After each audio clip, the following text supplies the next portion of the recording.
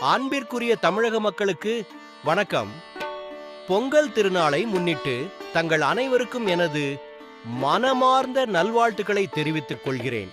மனிதனின் உழைப்பிற்கும் இயற்கையின் இசைவிற்கும் இடையே உள்ள நெருங்கிய தொடர்பை இந்த சிறப்பு வாய்ந்த பண்டிகை நமக்கு நினைவூட்டுகிறது.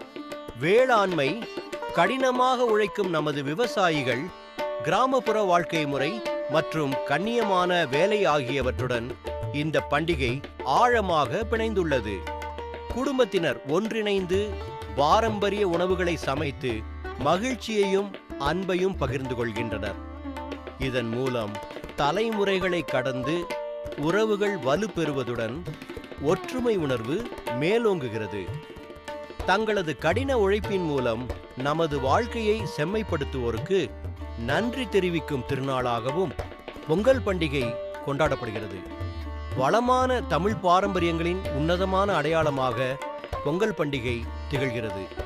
உலகின் பழமையான மொழியான தமிழின் தாயகமாக இந்தியா திகழ்வதில் நாம் பெருமிதம் கொள்கிறோம். பொங்கல் பண்டிகை சர்வதேச திருவிழாவாக கொண்டாடப்படுவது மட்டற்ற மகிழ்ச்சி அளிக்கிறது. தமிழ்நாட்டிலும் இந்தியாவின் பல்வேறு பகுதிகளிலும் மட்டுமின்றி உலகம் முழுவதும் உள்ள தமிழ் மக்களாலும் இந்த பண்டிகை மிகுந்த உற்சாகத்துடன் கொண்டாடப்படுகிறது.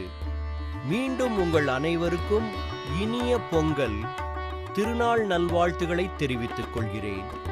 இந்த தை திருநாள் அனைவரின் வாழ்விலும் அபரிமிதமான செழிப்பு, வெற்றி மற்றும் நல்ல ஆரோக்கியத்தை கொண்டு வரட்டும். உங்கள் நரேந்திர மோடி, இந்திய பிரதமர்,